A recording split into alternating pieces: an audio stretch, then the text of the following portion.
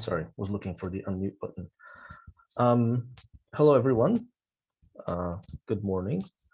It is my pleasure to be hosting the plenary session on dark matter and neutrinos this morning.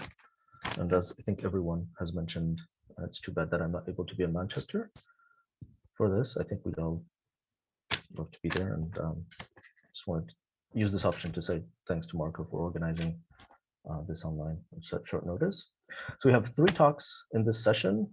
We have a talk on axions by Yannis Semertzidis. We have a talk on frictionless double beta decay by Susanne Mertens. And then we have a talk on the Borexino results on the CNO cycle by Alessandra. So without much further ado, our first speaker is Yannis Semertzidis from the Institute for Basic Science and Center for Axion Precision Physics and Research and the Korea Advanced Institute of Science and Technology. So please go ahead whenever you're ready. Thank you. Thank you for the introduction and the invitation to this. My name is Yannis Semertzidis. I'm here at IBS CAPP and KAIST. This is in South Korea. It's 8 o'clock in the evening now here. Unfortunately, I couldn't be in Manchester, and hopefully this will change soon. The talk is about axions and axion-like. It's a review of what is happening. And I can tell you the good news is that within the next 10 years, a large fraction of the axion interesting parameter space would be explored. That's very exciting. 10 years ago, this looked so remote, it was almost hopeless to go for a big frequency range. It was just impossible. But it's the field is it went through a phase transition.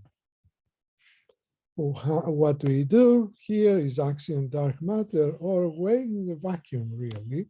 And the way we do it, the most sensitive way we do this, we use high magnetic fields, high volume, and high frequency microwave cavities. Very low temperature. We are looking at industrial level size systems. I mean, this is big systems. And then you want to reduce those to as low temperature as possible. Otherwise, the thermal photons will overwhelm your signal. And high quality resonators. Now, I told you about how magnetic fields, and you can't use superconductors, right? But we are, and that's a new thing in the system. This is a first in the world, for sure. And quantum noise limited RF amplifiers. So if you do everything right, something good can happen. Let's see what we do. And well, the story started with Isaac Newton 350 years ago, when he not only gave us, he clarified the view of heavens for humanity, but he also gave us eyes to see what cannot be seen directly. And that's an amazing thing if you think about it, because now his gravity is so good that you can use it, deviations from it, to see what's missing and what you cannot see. Actually, this happened once already. If you apply the gravitational law to the planets, then what you see over here, the velocity of the planet just depends on the radius of circulation. And so, M0, this is the solar mass in our case, but it's really the enclosed mass, and that's the gravitational constant. Doesn't depend on the mass of the planet. So if you know your own velocity and the distance from the center, you can weigh the enclosed mass, and that's very powerful. You apply to the planets, and it's amazing. As a matter of fact, Neptune is very faint. You can't see it regularly.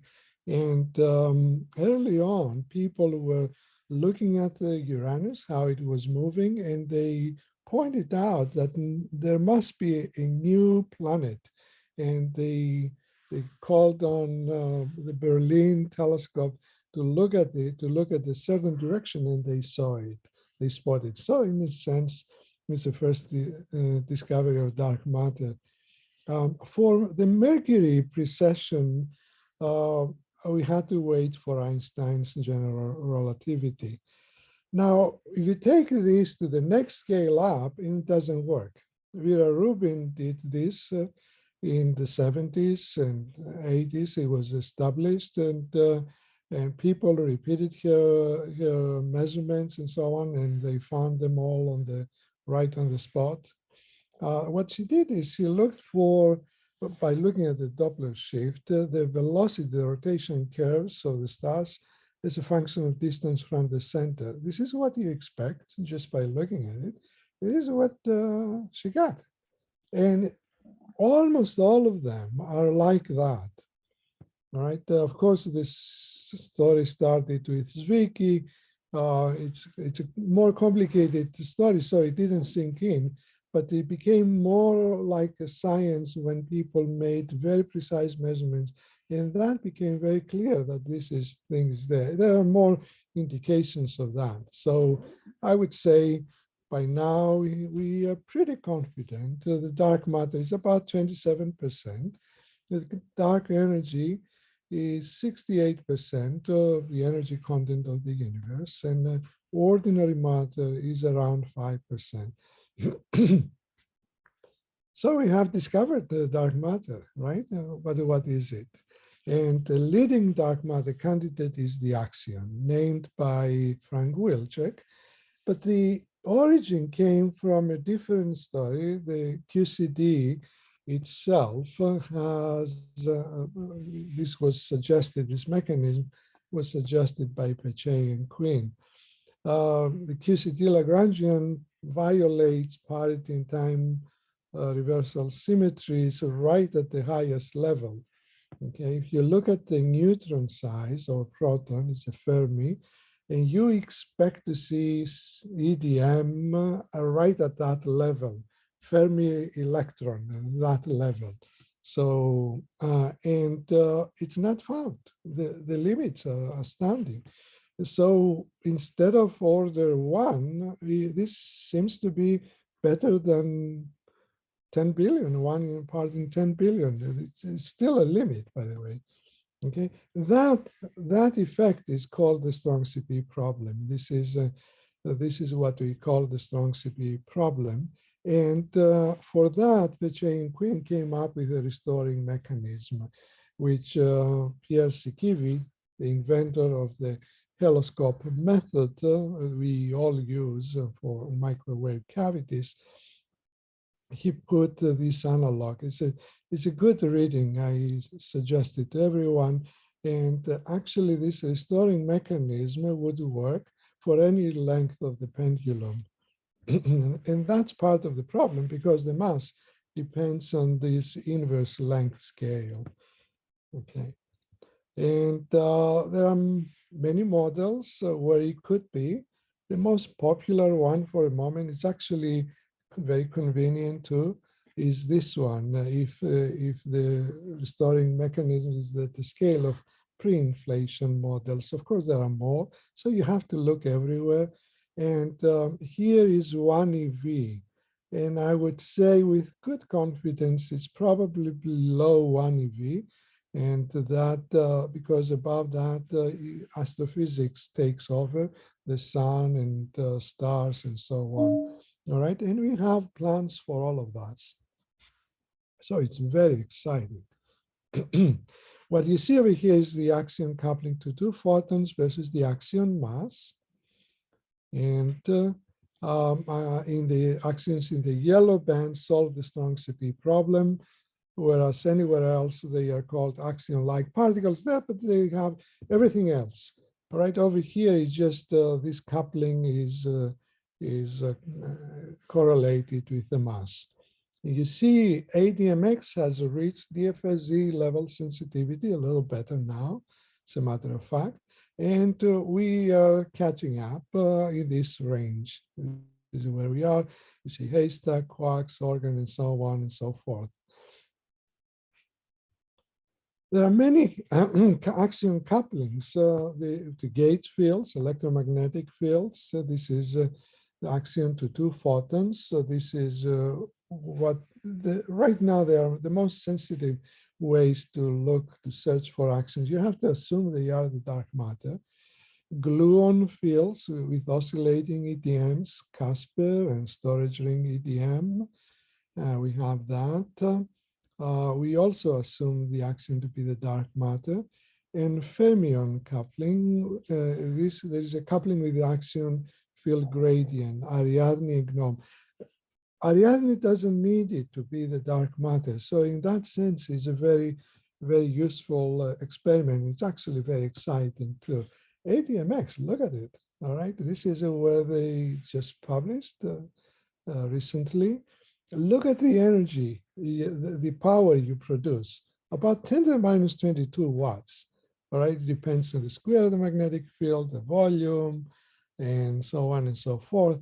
And 10 to the minus 22 watts is 100 photons per second for about a gigahertz. That's not much. I mean, your cell phone works at trillions of photons. I mean, you would have no chance. All right, so our systems, our electronics and so on has to be really good. And we wouldn't have a chance unless we go really in low temperature. So where to look? Below a gigahertz, there is a sweet spot. And that choice by ADMX was great. All right, you can have large volume superconducting magnets, B square V, this power, axion to photon conversion power is proportional to this. And that's also the energy content of the magnet. And so that is available, and that's a good place to be. That means you're below a gigahertz because the natural resonator frequency is around that level. Then you have to have a low noise microstrip squeeze amplifiers. These are quantum amplifiers. That's the whole point there. You can get to quantum noise level. The best in terms of noise, a factor of 10 here is everything. And dilution refrigerators became readily available because otherwise it was very laborious in the 80s. It was just a very time consuming and very expensive to run those. And now it's just much better. It's just much better. This is a slide by David Turner from the University of Florida. He's a member of ADMX. And look at what he says. He says the scanning rate, if you go over a gigahertz, it just plummets. It just goes very, very low. I won't go into the detail why, but you can see the natural frequencies of the resonators go down very quickly. Okay, so the approach we took is to use a brighter lamppost, that's stronger magnets, based not on niobium type, but niobium 13, and large volume, or HTS, we can go even to 25 Tesla. Superconducting cavities in strong B fields, nobody did this before. Quantum noise limited RF amplifiers for higher frequencies. MSAs could only go up to 1 gigahertz at a time. We developed even MSAs at a higher frequency, but they were noisy.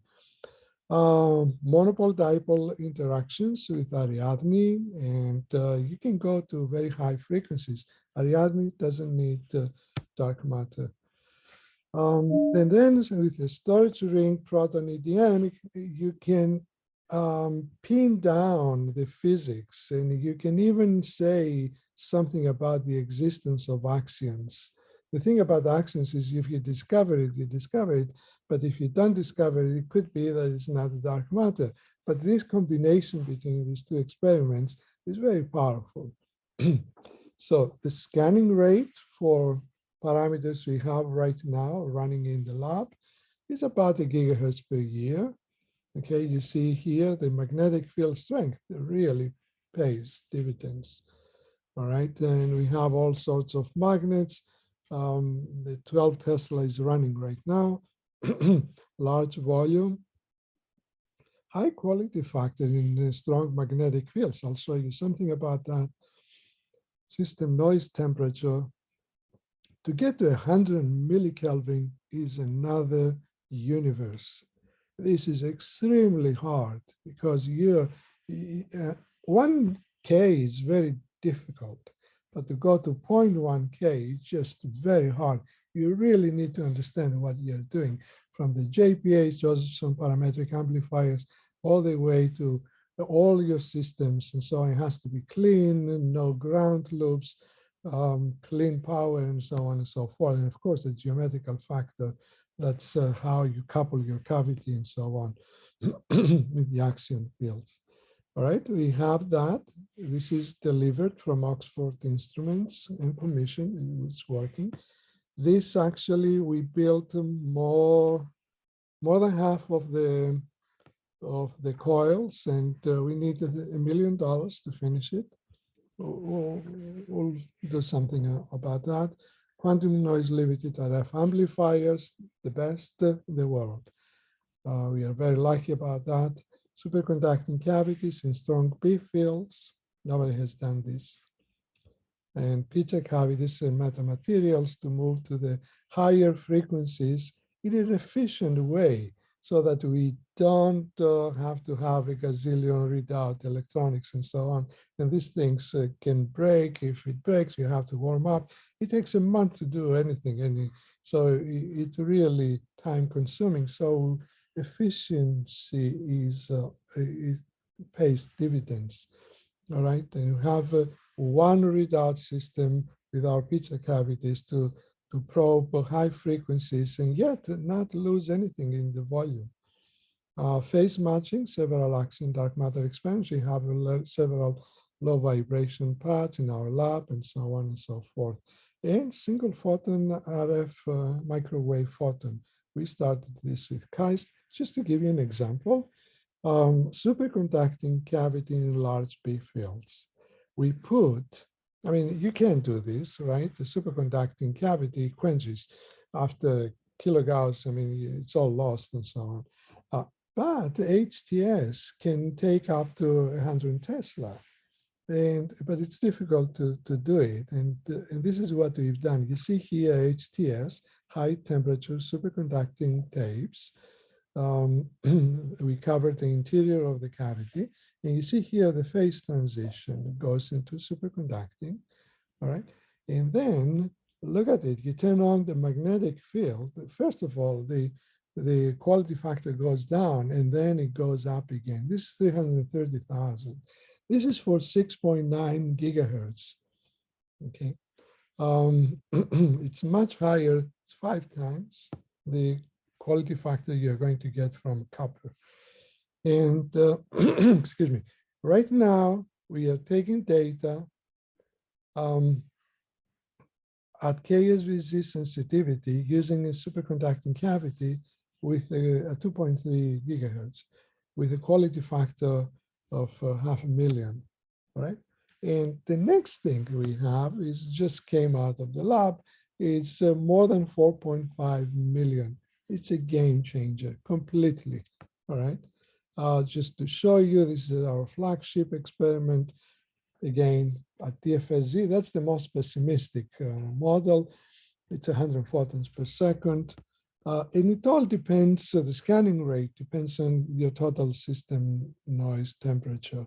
Okay, look at it, how it goes from, if you have 300 millikelvin, it's 1 gigahertz, otherwise 200 and so on and so forth. It gets better and better. 100 millikelvin, look at it, it's very good. This is where we are sitting around that region right now. At least this is the short-term target. And look at this. If we get to, I mean, this is our final target, and 1 million in the quality factor, which we show we can do that, we can have 3 gigahertz per year at DFSZ, even if actions are not 100% of the dark matter. And this is the direction that we are going, just to see. We have several PRLs lately. This is the target from 1 to 25 gigahertz. That's our latest results, superconducting cavity. And the target is to do DFSZ from 1 to 25 gigahertz in the 10-year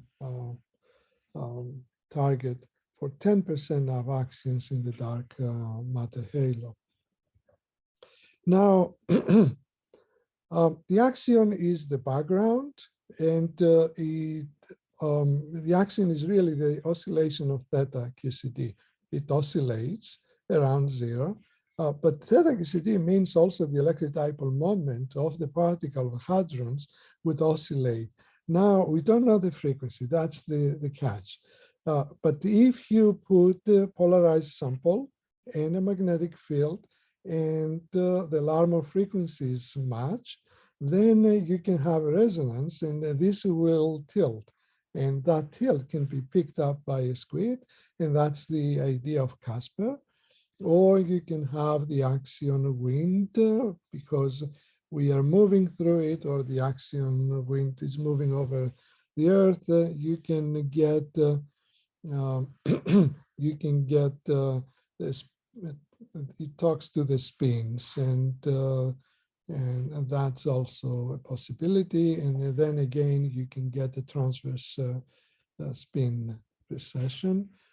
This is for Casper now. This would be phase 2 and phase 3. And you see, this would be about a gigahertz over here, the highest point. This is a good complementary approach. International collaborations, we have GNOME, Ariadne, storage ring EDMs, right? And what is GNOME? GNOME is a global Yannis, network. excuse me, you have 5 minutes. 5 minutes, okay, yes. We have a global optical magnetometers. All the signals, if they see a big signal, we go through an axion star or domain wall, they'll show up something like that, and then we need to analyze them carefully, and then we would know that we went through a star or a domain wall. The Ariadne, on the other hand, the nuclear mass is itself the axion source, and you modulate that at the Larmor frequency, you do the same thing. And the good thing about that is you can probe the high frequency. Storage ring EDMs, there is a lot of good ideas, great ideas. As a matter of fact, I only will tell you about on Kim's idea here that he's using an RF filter, RF beam filter, and he's not operating it at the G-2 frequency, which, but he can still probe the axions as dark matter and look at it. I mean, it's just beautiful. It can be implemented in the present G-2 experiment. Axions from the sun, 10% of the solar radius produces, that's everything that's happening, lots of photons. You produce axions, they stream out, and of course the spectrum is KV, X-ray. So this is the idea there. The breakthrough here is that you can focus X-rays, okay, with the X-ray telescope. Someone got the Nobel Prize for that, and you can look for axions from the sun. Beautiful experiment. It worked for years at CERN. Over here, it was moving up and down, following the sun, 2 hours in the morning, 2 hours in the evening. The future reaction is based on that experience. And look at it. I mean, you're really going to do the high mass. I mean, it has to be a good experiment. I mean, this is the thing. If you have lots of photons, you can put them in a laser, you can put them in a dipole magnetic field, and you borrow 1 photon from the magnet, and then you produce an axion. The axion will go through, and then you can see it there. For the first time, ALPS2 at DESY will start taking data data actually soon.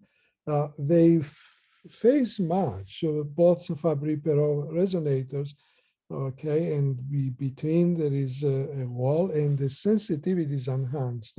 They have a huge number, large number of Desi dipole magnets on one side and the other side, and just look at the power and the finesse and so on. Beautiful experiment. For the first time, ALPS 2 is set to beat the stars, okay, the sun.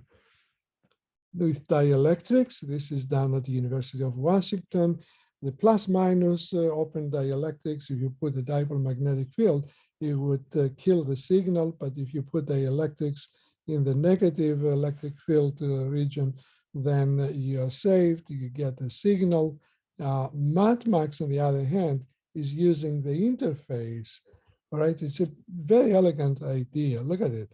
This is the axion. The axion doesn't see the dielectric, but the photon sees that, and there is a discontinuity. That means this thing is reflected, and you can enhance the whole factor. You can get a good enhancement factor of 100 to 1,000. It's just gorgeous. The thing about it, why these things for high frequencies, this is the difficult thing about that. The energy content of this magnet is 400 megajoules. I mean, it's really good. Okay, that's why it works, and it will work.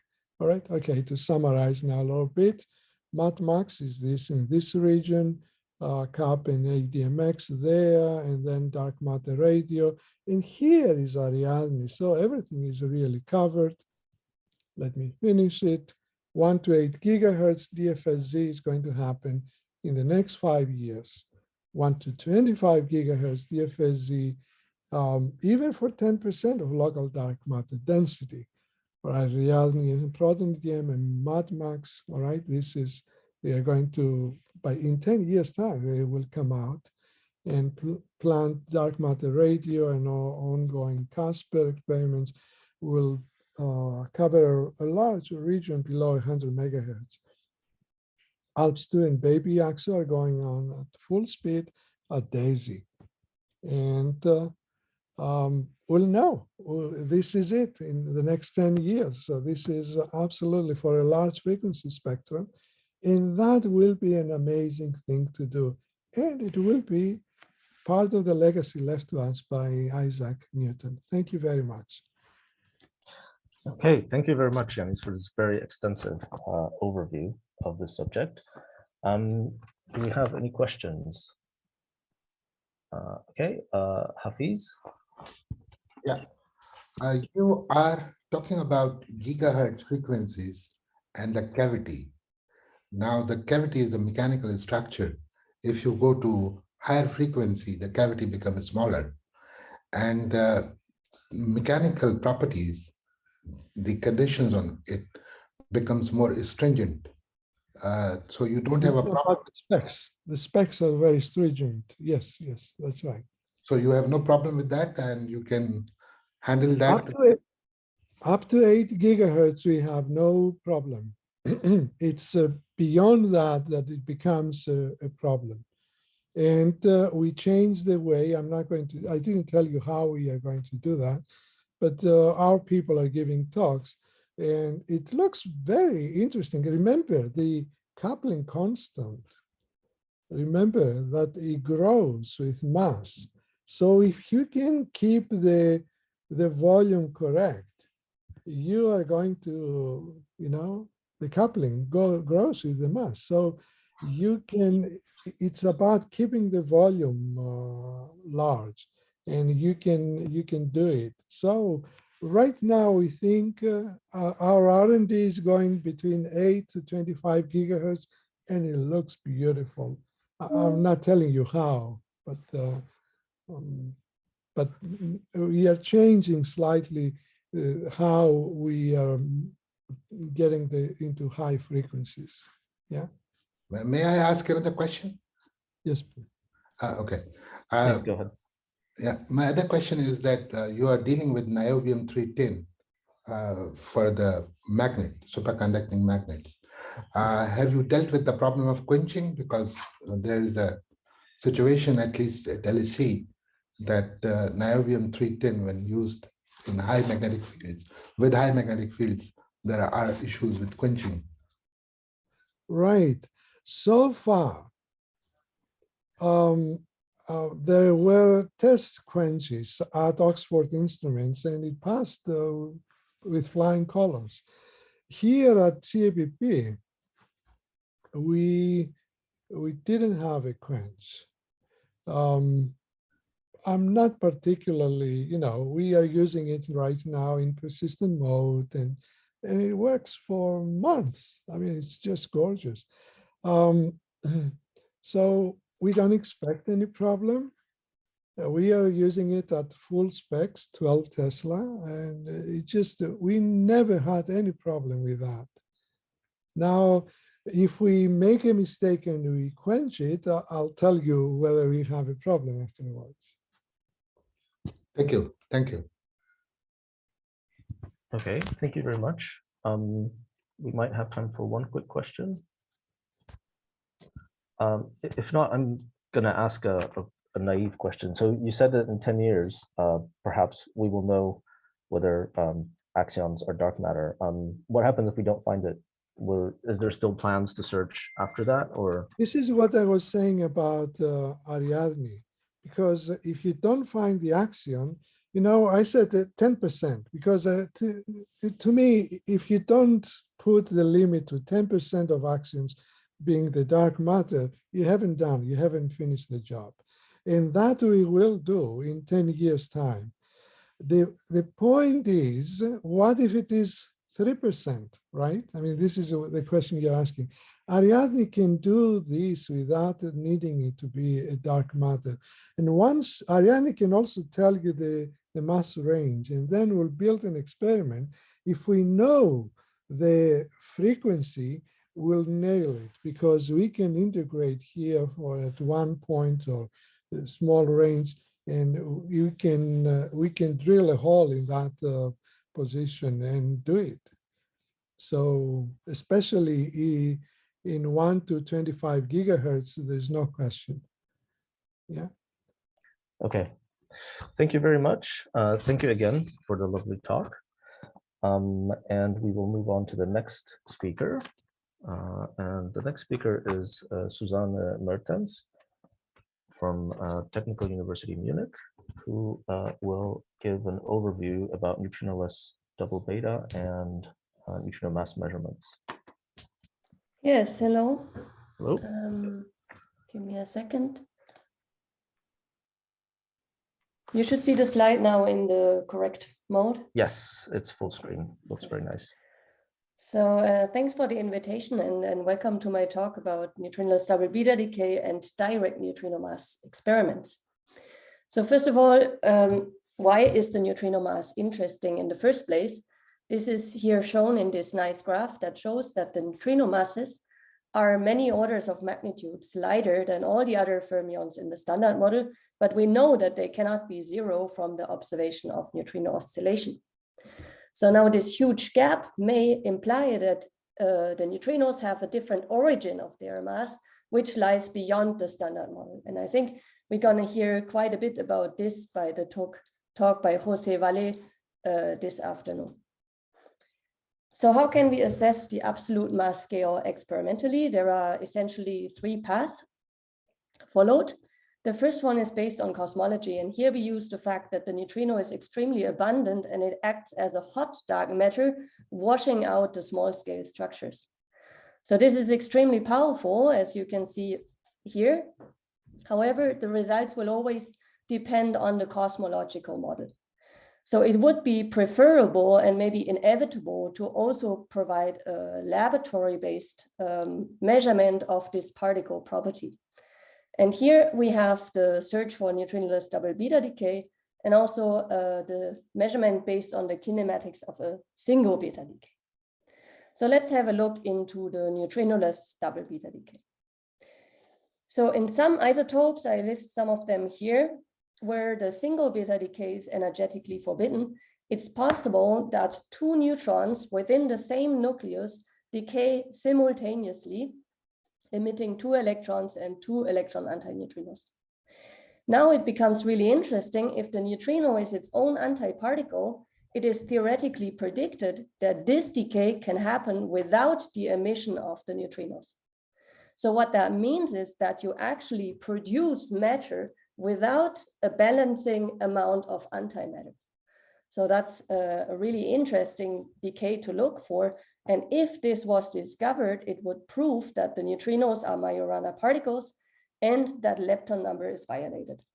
And beyond that, from measuring the half-life of this decay, we can learn and infer information about the neutrino mass. So now the challenge of discovering this decay, which would show up as a peak here at the endpoint, is that it's extremely rare. So we expect with the current limits less than 1 decay per ton of beta decaying material per year. So that means that any experiment to search for that needs a ton scale exposure. It needs a very good energy resolution to narrow down our window where we would search for this peak. And most importantly, we need an extremely low background.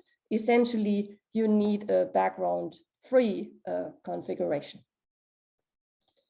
So where do we stand with this approach? And this is shown in this graph that I hope some of you are already familiar with. It shows the observable from the experiment as a function of the lightest neutrino mass. And the current best limits provided by Gerda and Kamlan Sen, they set a limit on the order of 100 millielectron volts on the neutrino mass, which already disfavors the regime where the neutrino masses are degenerate versus hierarchically ordered. Now, the goal of all the future experiments is to push this sensitivity to below this green band here, which corresponds to the inverted mass ordering of the neutrino. You can see here, in this case, nu3 would be the lightest neutrino, while in the normal ordering, nu1 would be the lightest neutrino. So how does it work experimentally? There are 3 different experimental approaches based on scintillation, heat, or ionization, all to measure this energy spectrum here. There are many, many experiments. In the foreground, you see those that provided already results, and in the background are the future experiments. And obviously, I cannot go through all of them, but I try to give you a good overview of what's going on. So first of all, there is the ionization signal. And here we use the well-known technology of germanium semiconductors. They have several advantages. For example, they can be enriched very highly in germanium-76, which is the beta decaying isotope. They intrinsically have an excellent energy resolution at the level of 0.1%. And thanks to this special geometry of the detector with a very small readout anode, there is the possibility to discriminate against background based on the shape of the signal. Now, the leading experiment in this field is the Gerda experiment, which operated at the Gran Sasso in Italy. And it operated about 40 kilograms of germanium detectors that you can see here in liquid argon that acts as an active veto system. So they achieved an extremely low background, the best background that was ever achieved, of less than 1 count per keV per ton and year, and an excellent energy resolution, setting the leading limit on the half-life at 1.8 times 10 to the 26 years. And this translates then into a limit on the neutrino mass. And this range here comes from the fact that there is an uncertainty in the nuclear matrix elements that reflects in this range in neutrino masses. So based on this very nice success, a new collaboration has formed together with Majorana and also many new groups to build the Legend experiment. And Legend will start with 200 kilograms in the existing infrastructure. It will start hopefully already this year. And the final goal is Legend 1000 with 1000 kilogram of germanium detectors. And that is designed in order to reach a half-life sensitivity at 10 to the 28 years, which would then allow to cover this inverted ordering regime for the neutrino masses. Another option is to go for a scintillation signal. The disadvantage here is that it has a relatively poor energy resolution compared to what you can achieve with germanium detectors. On the other hand, you can have large masses and you can make use of existing infrastructure. And the two experiments here are the CAMLAND-SEN and the SNOW+, and I will only flash the slide on these two experiments. So CAMLAND-SEN uses the infrastructure of the CAMLAND experiment, and it places this 13 tons of xenon-loaded liquid scintillator in the center. And this led to beautiful results, and an upgrade of this experiment is running at the moment. We are actually very excited to see some results coming out soon. SNOW+ is using the infrastructure of SNOW that you probably all know. And the goal is to fill it with 780 tons of tellurium-loaded liquid scintillator. This is happening right now. The loading will start this year, and then there is a phased approach to probe the inverted ordering of the neutrino mass. Now, the scintillation signal can be complemented with a signal from ionization, which then improves the performance. And this is usually realized within a time projection chamber. And this time projection chamber is filled with either liquid or gaseous xenon typically, which can be highly enriched in the xenon 136, which is the beta decaying isotope. And now with this scintillation signal plus ionization signal, you can achieve both a better energy resolution and most importantly, from the ratio of these two signals, you have the ability to discriminate against backgrounds. At the forefront here is the EXO experiment, and EXO 200 ran in the US. It had a 75 kilogram xenon 136 TPC. You can see a photograph here. And this produced extremely nice results in terms of half-life and neutrino mass. Now, based on these results, the collaboration is proposing now the next stage, the NEXO experiment. And this is a 5-ton liquid xenon time projection chamber. And here, very impressively, you can see kind of the volume scale up from EXO 200 to this gigantic NEXO experiment. Again, it is designed in a way to reach a half-life sensitivity that translates into the neutrino mass limit, which would then cover here this inverted ordering regime for the neutrino masses. There are two interesting developments in this context that I would briefly like to mention.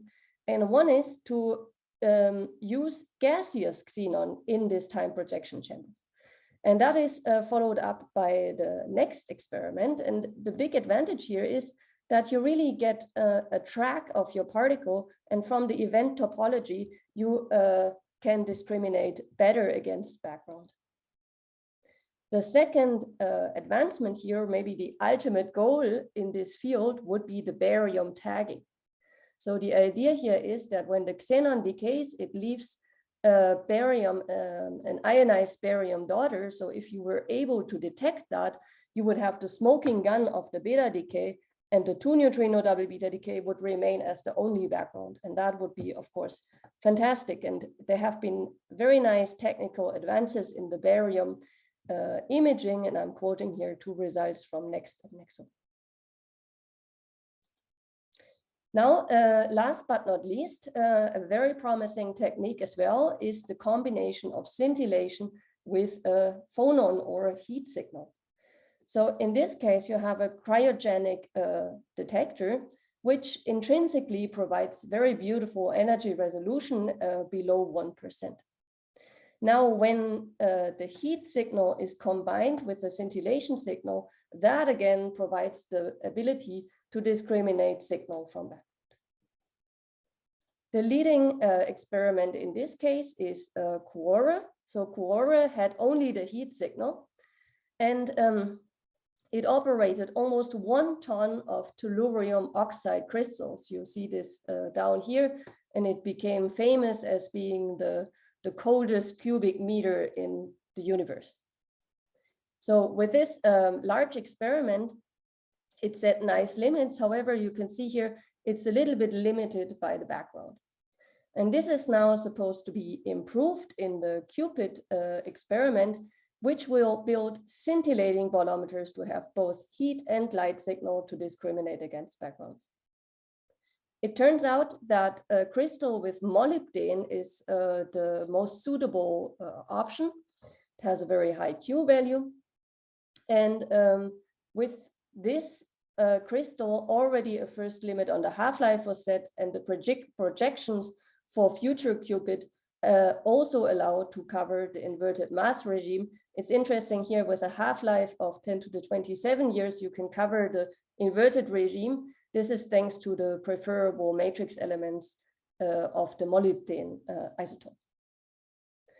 Okay, so with this, I will complete my survey on the experiments on neutrinoless double beta decay and move to the kinematics of beta decay. So what's the general idea in this case?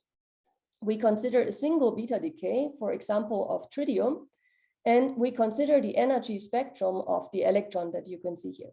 Now, the imprint of the neutrino mass is seen here at the very end point, and it's a reduction of the maximum energy that the electron can get, and a spectral distortion in the close vicinity of the endpoint. This obviously is independent of cosmology, and interestingly, it's also independent of the neutrino nature, meaning whether the neutrino is a Dirac or Majorana particle, unlike in the case of neutrinoless double beta decay.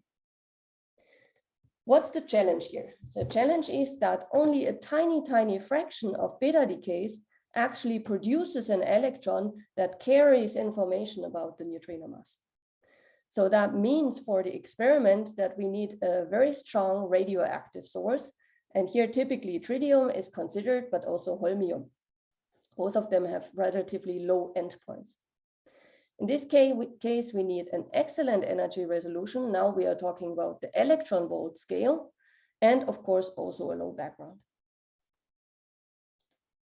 Where do we stand here? Again, you can see the plot that shows our observable, which in this case is the incoherent sum of the mass eigenstates as a function of the lightest mass. For a long time, the best limit came from the Mainz and the Troitsky experiment at about 2 electron volts. It has now been superseded by the ongoing experiments that target a sensitivity at 0.2 electron volts that again will allow to discriminate between this scenario of degenerate masses and hierarchical masses. And there are R&D ideas being explored that will push the sensitivity even further into the hierarchical regime to discriminate between inverted and normal ordering of the masses. Again, we have 3 experimental efforts on frequency measurement, heat measurement, or a counting method. There are various experiments also for all of these techniques, and some that even try to combine everything together. And I will now speak a little bit about the Katrin experiment, and here I allow myself to show a few more slides on the latest results from Katrin.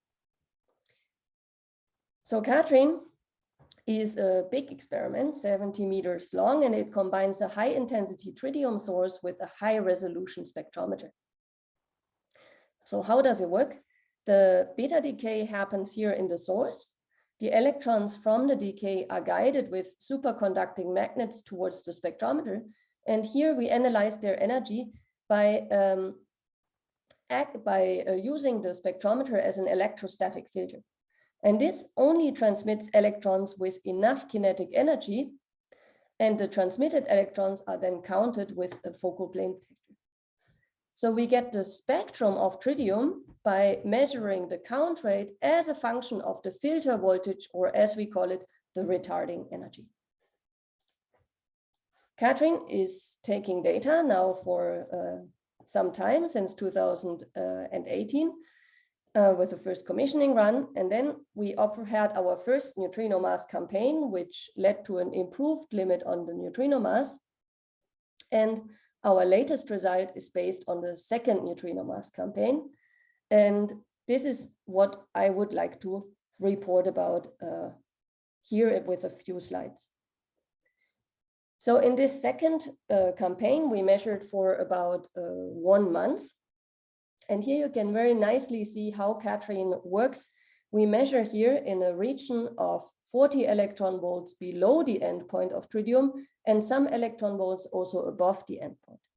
Here on the bottom, you see the individual high voltage set points, and you see how long we measure at each high voltage set point.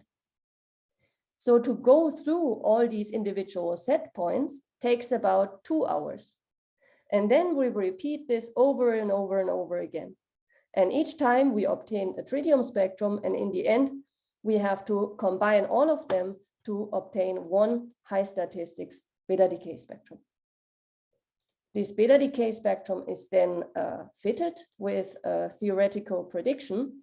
And this theoretical prediction consists of the differential beta spectrum, Fermi's theory, and some correction because we use molecular tritium, and an experimental response function that describes the spectrometer and the source.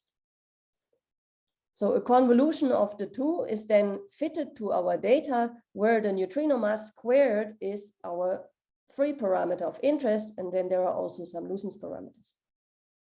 We do a blinded analysis where we first freeze everything on Monte Carlo, we blind our model in a first step, and everything is performed, all the steps are performed by 3 independent analysis teams to be sure that we don't make any mistake in this precision experiment. And here you can see the result. So this is the spectrum that we obtained in blue with the fit. And you can see in comparison to the spectrum from the first campaign that we increased our source activity. And here on the right, you can see that we decreased our background. So this spectrum contains about 4 million events, and it's quite impressive that we have to multiply the error bars by a factor of 50 to make them visible in this graph. The fit is excellent. You can see here in the residuals, and our best fit is at 0.26. And this is still compatible with 0, such that we set an upper limit of 0.9 electron volts. So to put this into the historical context, we can conclude that Katrine performed a first direct neutrino mass experiment with sub-EV sensitivity and limit. If we combine our new result with the old result, we reach a limit at 0.8 electron volts. This is, of course, only the beginning. We are continuing our measurements, and now we have a further reduced background, further reduced systematic uncertainties, and we will altogether measure for 1,000 days to reach this sensitivity in the end, hopefully. So now there are other ideas too, and one of them is based on the cyclotron radiation emission spectroscopy. And this is a new idea that may allow to go even beyond the Katrine sensitivity. The idea here is that you trap an electron from the tritium decay in a magnetic field, which is surrounded by an array of antennas. And these antennas, they measure the frequency of the cyclotron radiation. And now this frequency is connected to the energy of the electrons through this gamma factor. So this way we can also measure the energy of the electrons. The leading experiment here is Project 8, and at first it demonstrated that this actually works. And here you can see a beautiful picture of a single electron trapped in this magnetic field, and you can see how the frequency changes as it is trapped and loses its energy slowly in the trap. In the phase 2, first tritium spectrum was measured, and now the focus of the collaboration is to scale things up from this small trap to a large volume trap of several hundred cubic centimeters. And most importantly, the goal here is to switch from molecular tritium to atomic tritium.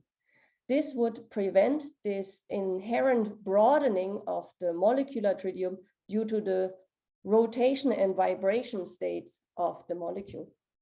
So that's a limiting factor in the case of Katrine. The ultimate goal is to reach 40 milli electron volt sensitivity. Last but not least, I would like to introduce the technique based on phonons. And you can see the two experiments here, Holmes and Echo, they use holmium instead of tritium. And this little inset shows how this works. Actually, holmium decays, sorry, 5 minutes? 3 minutes, sorry. 3 minutes, okay, I'll be done in 3 minutes. The holmium decays via an electron capture, emitting an electron neutrino. And the daughter is an excited state which de-excites and emits X-rays or Auger electrons in this process. And this de-excitation energy is then measured by a cryogenic detector. What is very interesting is that the holmium spectrum is a line spectrum as opposed to the continuous spectrum of tritium. And only thanks to this very low endpoint, if you zoom in here, you see, in fact, the same imprint of the neutrino mass as in the case of the tritium spectrum. The leading experiment here is the Echo experiment, and the challenge really here is that you need to have a high activity holmium source at 10 megabecquerel. And of course, to handle this, you need many of these cryogenic detectors, up to 1 million. And one good candidate is this metallic magnetic calorimeter, where you see here the holmium, an absorber around, and a parametric sensor that measures the temperature rise by a change in the magnetic field. And that's then read out by a squid. So that works very nice in terms of energy resolution. It's fast, it can use multiplexed readout, and Echo has provided us with some beautiful, precise holmium spectra. What's also very important is that the theoretical, there is also quite an effort to improve the theoretical prediction of this spectrum. So we are very curious because Echo 1K is completed and we soon expect some results here. And of course, the future, it will go to 10 megabecquerel to probe the sub-EV at the sub-EV limit. So with that, I come to the summary. And I reported about neutrinoless double beta decay, which provides access to both the neutrino mass and the neutrino nature. The next generation of the experiments will be able to cover the inverted ordering regime for the neutrino masses, and therefore they will have an extremely high discovery potential. At this point, I would like to highlight also that there were some very promising statements from the DOE that state that DOE wants to fund at least 1 ton scale neutrinoless double beta decay experiment. At the site of the single beta decay, we have a probe that is independent of cosmology and also the neutrino nature. Katrin provides us with the first sub-EV limit from this type of experiment, and there are some very promising ideas to go beyond the Katrin sensitivity into the hierarchical neutrino mass regime. And with that, I would like to thank you for your attention. Sorry, I probably took a minute longer. No, you were perfectly on time. Thank you very much. So thank you very much for the excellent overview. Very interesting. Are there any questions for the speaker? Don't be shy. Okay, then let me start. So there is one hand, I think. There is? Oh, no, there is. Hafiz, please. I'm becoming a professional for asking questions. My question is that this particular field can also get some benefit from semiconductor-based calorimeters. Have somebody looked into it? So now acoustically, I had some problems. Can you just say it again? Yeah, I'm saying that can this particular field get some benefit from semiconductor-based calorimeters? Because semiconductor-based calorimeters naturally combines ionization and the phonon part. Yeah, that's an interesting question. I'm not sure I know the answer. So, so you're referring a little bit to this technique, but not using these MMC detectors, but scintillating bolometers, like in the case of Quora or Cupid? Not really. But what I'm talking about detectors which use semiconductor materials combined with scintillators or photomultipliers to measure the energy and at the same time measure the timing information.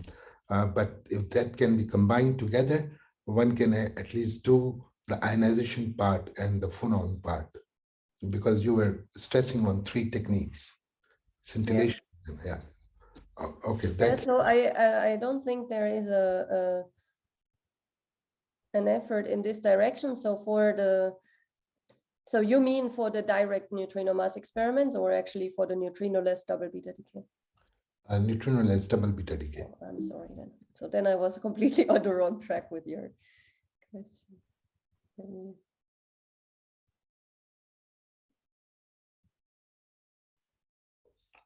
Here. Actually, you have not Oh, mentioned. here, this is the graph you want to see.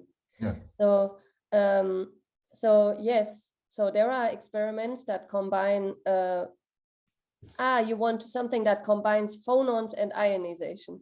Correct.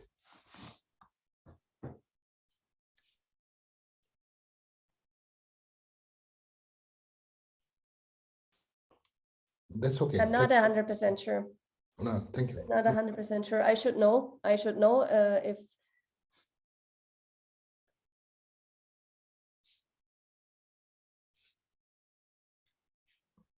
I will check and write you in the chat. I'm not 100% sure, and I don't want to say something wrong. Thank you. Thank you.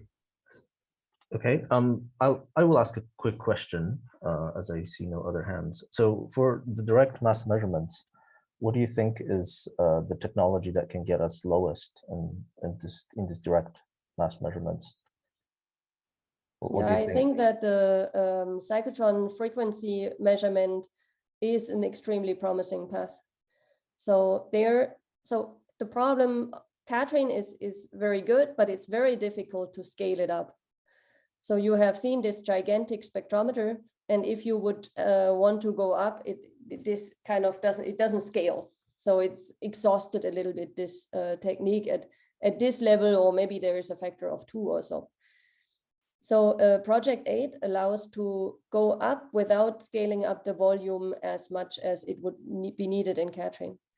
And also in combination with the atomic tritium, you take away some limiting systematics from the molecular final states. So I think if it eventually works, so I think there is still some way to go to show that this can work on the large scale. But if it does, I think that's at the moment the most promising path to go really into the below 100 milli-electron volt sensitivity. Okay, thank you very much. Mikhail, do we have a quick question comment? Yeah, it was a question with the plots are showing the masses for the normal and inverted hierarchy. In the Majorana case, you have this for the normal hierarchy, you have this band where it basically goes off the scale, but in the plot you showed for the single beta decay, there is no such band. Is this just a simplification, or is it actually in the case of the single beta decay, you actually have a absolute limit? Yeah, that's a very good observation, and this has a reason. And the reason is that the observable is different in the case of the single beta decay compared to the double beta decay. Let me show you here for the case of the single beta decay. I skipped this in my talk, this explanation. You have here the incoherent sum of the neutrino masses. So this is essentially the weighted average of the 3 neutrino mass eigenstates. So you can see here is an electron neutrino is emitted, which has not a specific mass. So experimentally, what we observe is this weighted average of the 3 masses the electron neutrino is composed of. Mm-hmm. And this matrix element here appears as an absolute value squared. And that means that some complex phases drop out. While in the case of the neutrino-less double beta decay, the neutrino is exchanged between the 2 neutrons and it's not an outgoing particle. So therefore, the matrix element does not appear with the absolute value squared. And so you have to take into account complex phases. and they are not known, and that's why the band, the parameter space, the possible parameter space is much broader than in the case of the single beta decay. Yeah, but then in particular, you don't have this strip that goes down to yes, just off the scale. So in exactly. the case of the single beta decay, you can actually say that if you could design an experiment that would reach that, you would yes. Yeah, basically this plot here, right? Exactly. So there we don't have, so for the same reason, for these complex phases, because of the complex phases in the case of the neutrinoless double beta decay, you can be in the unfortunate case that the three masses cancel out. Okay. And this cannot happen in the case of the single beta decay. Okay, thank you. Interesting. Okay. I apologize for the interest of time. We're going to move on to the next speaker. So thank you very much, Susanne. And Thank you too. Bye. And our final speaker of this session is Alessandra from INFM and Università degli Studi di Milano. And she will talk about the observation of the CNO cycle with the Borexino experiment. Okay, I can see your slides. Perfect. Can you hear me also? Yes, I can hear you. Fantastic. Perfect. So good morning. I'm Alessandra and I'm going to talk about the latest great achievement of the Borexino experiment, that is, as Andrea already told, the first direct measurement of the CNO solar neutrino flux. I will start with a brief review of what solar neutrinos are and how they are described by the standard solar model. And then I'll move to discover with you how the Borexino detector works, and we will concentrate on how it was possible for the Borexino collaboration to measure the CNO neutrino flux. We know that our sun shines in neutrinos, and this is due to the fusion reactions that occur in its core, and that can be summarized by the equation here reported, with an average energy release of about 26 MeV. Neutrinos interact only through weak interaction, and at the mean energy of the solar neutrinos, this means we deal with a cross-section of about 10 to the minus 44 square centimeter. Given their nature, the neutrinos are a very powerful tool to study astrophysical objects. Considering the sun case, for instance, a photon will massively interact with the solar plasma and take about 10 to the 5 years to reach our star surface, and then the 8 minutes to the Earth. Instead, the neutrinos only takes about the famous 8 minutes, basically, to travel from their production site in the center of the sun to the sun's surface and to the Earth. So solar neutrinos are the most unique, natural, and plentiful tool we have to perform solar neutrino spectroscopy. That is the only way to get a real snapshot of what happens inside the sun and to get through real-time information.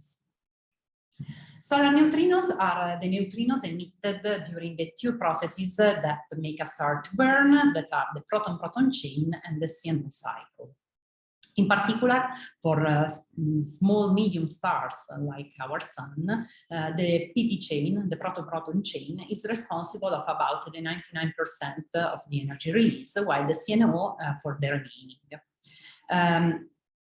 In the proton-proton chain, we have the so-called PP, PEP, HEP, beryllium-7, and boron-8 neutrinos, while, as regards the CNO cycle, we have neutrinos coming from the reaction involving the beta decay of nitrogen, oxygen, and fluorine.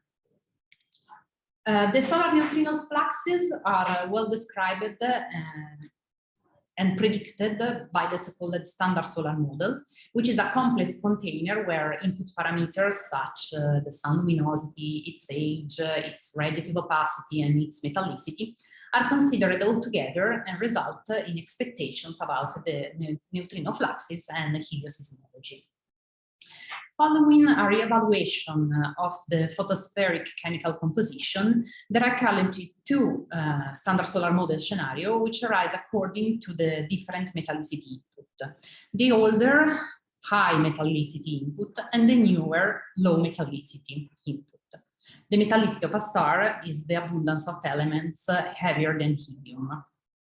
Currently, there is an open debate on what could be the correct metallicity hypothesis. I don't have time to go into detail, but I want to stress that while for some species like the PP, PP, and HP, the difference between the two solar neutrino flux expectation is minimal. This is not the case for beryllium, boron, and CNO solar neutrinos, where this difference goes from about 10 up to 30%. The solar neutrino energy spectrum extends up to 20 MeV, about 20 MeV. And here you see the spectrum of each neutrino species with its theoretical uncertainty according to the most up-to-date solar neutrino, standard solar model. Introducing Borexino, its original goal was the sub-MeV measurement of the beryllium-7 neutrino rate alone, but actually during the years, it turned out to be quite a flexible experiment, and currently we are able to scan and study basically the whole solar neutrino energy region. Due to the very small interaction rate of neutrinos, we know that solar neutrino physics is actually rare events of physics. The shielding against cosmic rays and experiment extreme radio purity are very crucial. Solar neutrinos experiment can be carried out in underground laboratories only, and that's the reason for which Borexino is located in the OC of the Laboratorio Nazionale del Gran Sasso in Italy, a place that guarantees a shielding capacity against cosmic rays of about 3,800 meter water equivalent, yielding the muon flux to be reduced by a factor 10 to the 6 with respect to the surface. In Borexino, the detection method is elastic scattering of neutrinos on electrons. So what we actually see and study is the energy carried away by the electron, not the solar neutrino energy. The detecting medium is a large mass of organic liquid scintillator, which features some pros and cons. The main advantage is that we can exploit a very large light yield. The main disadvantage is that we lose the directional information.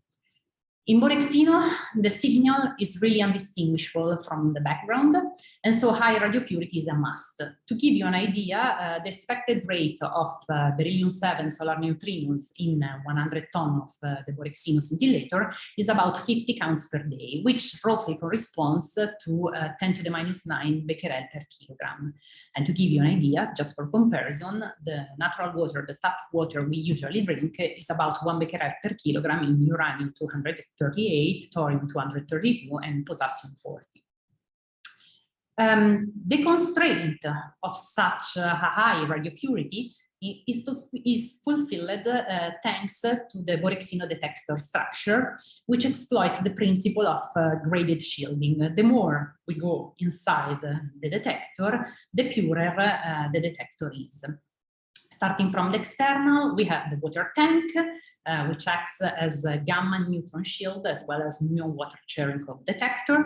Then we have the stainless steel sphere on which the photomultipliers are installed. Then we have a non-scintillating buffer, 2 nylon vessels to further prevent contamination from the PMT's radioactivity, and finally the scintillator, the core of the Borexino experiment. Let's now see how is it possible to extract a neutrino signal from the Borexino data. Even at the Borexino very high radio purity condition, we still have background events contaminating our neutrino signal. And so we need to apply software cuts to data in order to remove as much as possible background. In this plot, you see in black an example of a Borexino energy spectrum in NPMT's DT1, which is one of our energy estimator. Roughly 1 MeV corresponds to about 400 NPMT's DT1. The same data set is reported after our main standard software cuts, that is after the removal of the muons, the selection of a fiducial volume in red, and in green after the subtraction of one among our main backgrounds, the carbon-11. The algorithm we use to tag this very dangerous background is called the threefold coincidence.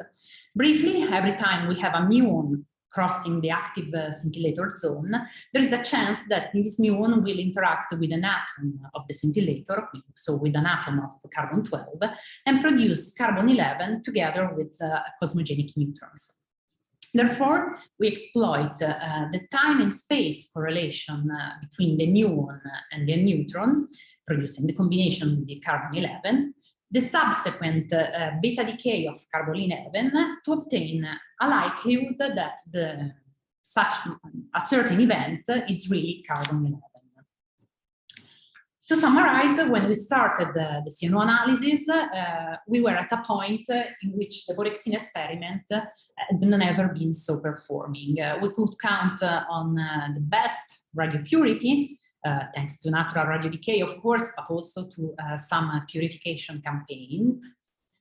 We could count on high statistics, and mostly we could count on an optimal comprehension of the details of the energy scale and of the detector response. So for the first time, it was possible to think about and actually to perform a simultaneous fit on the whole solar neutrino energy region. And this ambitious goal was reached in 2 steps. The first, in 2018, on Nature, with the measurement of all solar neutrino fluxes related to the proton-proton chain. And the second, in 2020, with the CNO solar neutrino measurement, an analysis published again on Nature last fall, earning Borexino the cover of the issue and a nomination among the top 10 breakthrough of physics world in 2020. Focusing on this latter work, let's see how the CNO neutrino signal can be extracted from the Borexino data.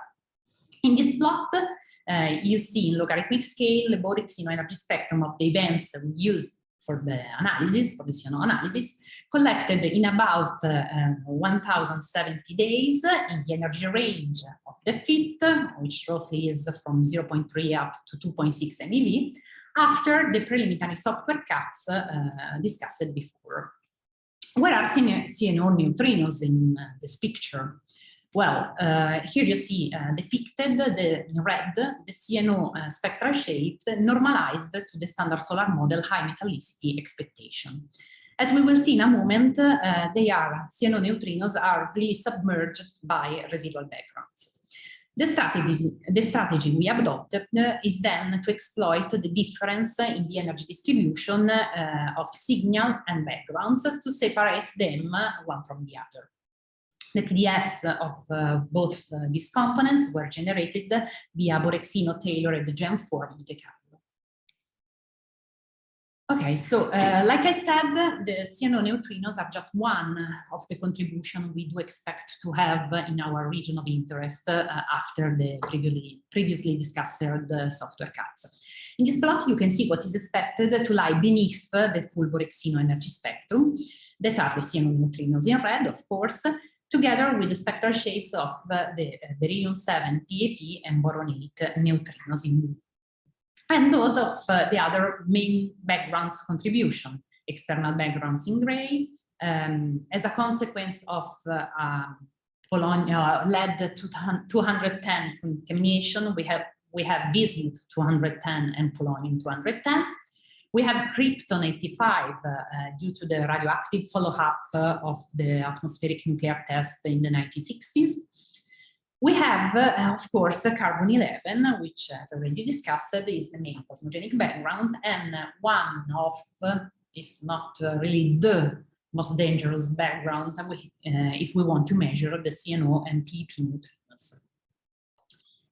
Alessandra, excuse me, 3 minutes. 3 minutes? Oh, I'm sorry. Okay. I have to really to speed up. Establish that we know how to deal with the carbon-11. The last difficulty is the similarity between the CNO, PP, and bismuth spectral shapes that limits the sensitivity of Borexino. Here you see the usual plot with the spectral shapes and their similarity. The predicted neutrino rates does not help either, in the sense that in lieu of 4 or 5 counts of CNO neutrinos, we do expect 3 counts in PP neutrinos and 50 up to 20 counts in bismuth 210. So everything about this species has to be really balanced. The correlation is even clear in looking at these sensitivity studies done with thousands of Monte Carlo pseudo experiments. And to reduce the correlation between these species, we put a constraint on the PEP ratio, following the theoretical prediction we described in Nature, in our Nature article in 2018. But still, the bismuth spectrum is quasi-degenerate with the CNO neutrino one. Actually, there is a solution, because the bismuth rate can be constrained by precisely and independently mapping the polonium rate. This is possible because polonium and bismuth belongs to the small chain, radioactive chain of lead 210. And polonium is much easier to identify than bismuth 210, since it's an alpha decay, and so we can see a monoenergetic Gaussian peak. It seems that we have everything to proceed with the analysis, but unluckily we discovered that we had convective motions triggered by seasonal changes in the scintillator of Borexino. And these motions were bringing inside the active volume an unknown amount of polonium 210 already present on the nylon vessel, breaking the secular equilibrium. And so the chain, the method that previously discussed was not optimal anymore. Before performing any count analysis, we had to thermally insulate the detector to stop these convective motions, and this was realized by imposing a strong and stable vertical gradient to prevent convective motions. These 2 pictures show the before and after the covering of Borexino. And in this plot, where you see the polonium 210 time evolution in a chromatic scale, the reddish, the more reddish, the more counts. This is a projection of the detector from the bottom to the top. And you see that before the insulation processes, they start here, we have the convective motion. Right now, we have a stable situation. And this stable situation allows us to find an innermost region inside the scintillator, which was actually free from convective currents. And so we could fit the polonium rate, assuming a bulk plus inner vessel contribution, and getting a minimum for the polonium rate and an upper limit for the bismuth rate. This limit could be extended to the whole full volume, to the full fiducial volume of the analysis, because the bismuth rate was found within the error uniform both in the angular and radial distributions. I'm coming to the conclusions. Okay, thank you. Okay. We perform a multivariate fit by maximizing the Binet likelihood function, which includes both the subtracted and tagged carbon-11 energy spectrum, as well as the radial distribution of the very same events, and the rate of signals and vectors were left free parameters of the fit with the discussion, these 2 discussed exceptions. I can skip this and go to this, the result. We were able to measure a rate for the CNO of 7.2 plus 3 minus 1.7 counts per day in 100 ton, yielding a measurement of the CNO flux of 7.0 plus 3 minus 2 times 10 to the 8 neutrino per square centimeter per second. Unluckily, these results does not allow to disentangle between the high metallicity and low metallicity hypothesis for the standard solar model. I come to my conclusions. Solar neutrinos were and still are essential in proving how the sun shines and discovering and studying the physics of neutrino oscillation. Borexino has successfully mapped out the entire proton-proton solar fusion chain at high precision, and it has demonstrated the existence of the CNO solar neutrinos for the first time. And with future experiments, maybe experiments like Juno, a more precise measurement of the CNO neutrino rate could give us key knowledge of the sun's metallicity and how the massive stars burns. My really last slide, let me just conclude my talk by saying that it was really a privilege for me to be the Borexino speaker here at LeptonPhoton in one of the last talk about this wonderful experiment. As you may know, Borexino is now in the commissioning, and this last physics run was taken last year on the 7th of October. In between, we had collected about 30,000 DRP runs and a lot of physics and many, many beautiful days. Thank you very much, and sorry for going over my time. Thank you very much for the really lovely talk and very impressive results. Do we have any questions for Alessandra? So I'll start, and you perhaps maybe almost answer this at the end. So my question is there anything still coming from Borexino? Is there anything else you can improve, say, in your analysis that's coming? Yeah. Or...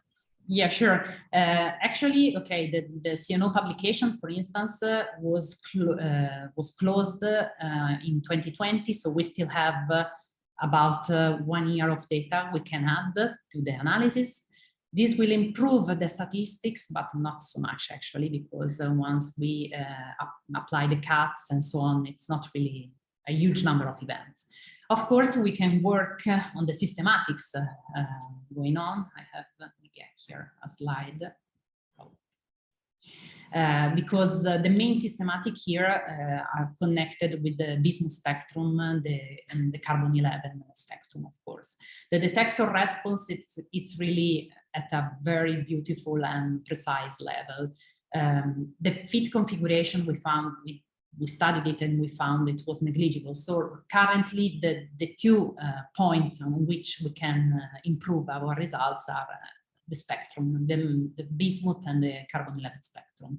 Reducing the systematics will lead to better results, although if I have to be honest, I'm not sure that the main value and the central value of the CNO will move so much to be crucial in disentangling between the high metallicity and low metallicity hypothesis. Okay, thank you very much. Any questions for Alessandra? Last chance to ask a question in this session.